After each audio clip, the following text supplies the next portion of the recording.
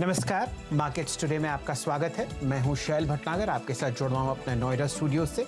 आज बृहस्पतिवार है और वो दिन जिस दिन हम आपकी म्यूचुअल फंड इन्वेस्टमेंट्स को लेकर जितनी क्वेरीज होती हैं उनको हल करने की कोशिश करते हैं। हमारे हमेशा की तरह गेस्ट हैं ओमकेश्वर सिंह साहब।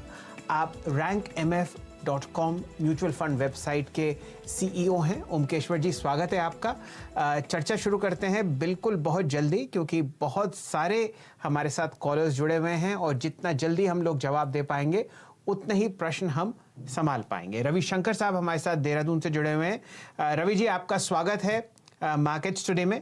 आप 3 से 5 साल की अवधि के लिए कुछ SIPs शुरू करना चाहते हैं। बताइए, क्या आपकी इन्वेस्टमेंट अमाउंट है और क्या आपका इन्वेस्टमेंट होराइजन है? मेरा ये 18,000 तक का अमाउंट है जो मैं सिप में करना चाहता हूँ, सिप के माध्यम से, और जिसमें लिमिट है, टाइम होराइजन जो है 3 से 5 साल है। चलिए, 15,000 रुपए आप निवेश करना चाहते हैं हर महीना और लगभग 3 से 5 साल आप अवधि रखते हैं। क्या आप सैलरीड इंडिविजुअल हैं या ये आपका किसी बिजनेस से पैसा आता हुआ दिख रहा है आपको? ना, सैलराइज पर्सन। चलिए, ओमकेश्वर सिंह साहब, 15,000 रुपए का इन्वेस्टेबल अमाउंट लगभग 3 साल तक, बताइए क्या राय है आपकी? जी, ये 3 से 5 साल के लिए इनके लिए सबसे अच्छा रहेगा या तो मल्टी कैप में लगा ले या फिर लार्ज कैप में लगा ले, या फिर हाइब्रिड भी ये देख सकते हैं बैलेंस्ड का, क्योंकि होराइजन 3 साल का, कम होराइजन 3 साल का रहेगा तो वो बैलेंस्ड बेटर रहेगा। अगर थोड़ा लंबा 3 से 5 साल का रहेगा तो वो इक्विटी डाइवर्सिफाइड यानी कि मल्टी कैप या लार्ज कैप में लगा सकते हैं। तो कुछ फंड जो मल्टी कैप में अवेलेबल हैं वो है Motilal Oswal 35 JM multi cap, Parag Parikh long term equity, UTI equity fund, SBI Magnum multi cap, Canara Robeco equity diversified. Similarly large cap में एक्सेस ब्लू चिप है, कैनरा रेवेको ब्लू चिप है, LIC लार्ज कैप है, Mirae asset large cap है और UTI master share. अगर 3 साल के लिए ये देख रहे हैं तो फिर ये वो हाइब्रिड में बैलेंस एडवांटेज देख सकते हैं। उसमें यूनियन बैलेंस एडवांटेज है, सुंदरम बैलेंस एडवांटेज है, टाटा बैलेंस एडवांटेज है, आदित्य ABSL बैलेंस एडवांटेज और ICICI प्रूडेंशियल बैलेंस एडवांटेज। तो ये 3 कैटेगरी के अच्छे स्कीम्स हैं, उसके हिसाब से वो चूज कर सकते हैं। जी, तो शंकर साहब, ऐसा है कि ये जो फंड्स के नाम आपके सामने स्क्रीन पर चल रहे हैं, ये हमारे ट्विटर हैंडल पर आपको अच्छी तरीके से मिल जाएंगे, मेरे और CNBC आवाज के। तो आप जरा उधर ध्यान दे लीजिएगा। आपको कुल मिला के काफी सारे फंड्स की चॉइस है और एक फंड आप यहां से चूज कर सकते हैं अपने मंथली निवेश 15,000 के लिए। हमारे साथ जुड़ने के लिए आपका बहुत बहुत शुक्रिया रविशंकर साहब। मैं उम्मीद करता हूं कि आपको तसल्लीपूर्वक जवाब मिला होगा। अब बारी है श्री AK हसीजा साहब की। आप बिल्कुल बराबर वाले शहर गाजियाबाद से जुड़ रहे हैं। हसीजा साहब, स्वागत है आपका CNBC आवाज पर और मार्केट्स टुडे पर।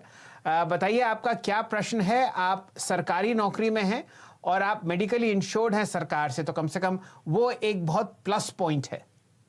जी सर, नमस्कार।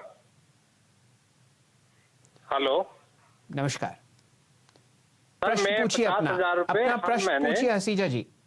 जी सर, मैं 50,000 रुपए हर महीने axis banking and PSU fund में लगाना चाह रहा हूँ 7 साल तक के लिए, ताकि एक अच्छा खासा कॉर्पस मेरे पास हो जाए। अच्छा, तो आप ये जानना चाह रहे हैं जी, आप ये जानना चाह रहे हैं कि क्या ये फंड की चॉइस ठीक है या नहीं, और आप क्या कॉर्पस चाहते हैं और क्या रिटर्न की उम्मीद रखते हैं? सर, 9 से 11% के रिटर्न की मैं एक्सपेक्टेशन रखता हूँ, और जो भी अमाउंट एक्यूमुलेट हो जाएगा 7 साल में। जी, चलिए। तो ओमकेश्वर सिंह साहब, लगभग 50,000 रुपए महीना और 9 से 11% की उम्मीद है रिटर्न की अगले 7 साल में। क्या राय है आपकी? जी, अगर इस टाइप का, क्योंकि इनका 7 साल का होराइजन रहेगा रिटायरमेंट से पहले, तो अगर अभी आप ध्यान दो तो जो इंटरेस्ट रेट रेजिम है वो काफी नीचे जा रहा है, तो इसलिए उस पर उतना रिटर्न बनना काफी डिफिकल्ट रहेगा। इसलिए बेटर ये रहेगा कि वो हाइब्रिड हाइब्रिड को में वो जाए, जहां पर डेट के साथ साथ उनको इक्विटी का भी अवेलेबल रहेगा थोड़ा सा, तो इससे जो उनका रिटर्न है वो थोड़ा बेटर हो सकता है। तो इसलिए वो चाहे तो जो बैलेंस एडवांटेज फंड्स है, टाटा बैलेंस एडवांटेज, आदित्य बिरला सन लाइफ बैलेंस एडवांटेज, या फिर आईसीआईसीआई प्रूडेंशियल बैलेंस एडवांटेज, तो इसमें ये 20,000, 15,000 और 15,000 लगा सकते हैं। लेकिन अगर उनको ऐसा है कि नहीं, उनको डेट में ही प्रेफरेंस है और डेट के अलावा वो बैंकिंग पीएसयू छोड़ के बाकी जगह नहीं लगाएंगे, तो उनको ऐसा करना चाहिए कि बैंकिंग एंड पीएसयू से भी बेटर साथ साथ वो जो है उसको डाइवर्सिफाई करके एक बैंकिंग एंड पीएसयू में, दूसरा कॉर्पोरेट बॉन्ड फंड में और तीसरा गिल्ड फंड में लगा दे। तो उसके लिए वो ICICI prudential banking and PSU fund, या फिर Aditya Birla corporate bond fund और एसबीआई मैग्नम गिल्ड फंड, तो ये अगर कॉम्बिनेशन करेंगे तो रिटर्न्स थोड़ा बेटर रहेंगे compare to only banking and PSU, जो कि वो सोच रहे हैं, जो उन्होंने चूज किया है एक्सेस बैंकिंग एंड पीएसयू, उससे बेटर स्कीम आईसीआईसीआई प्रूडेंशियल कर रहे हैं। जी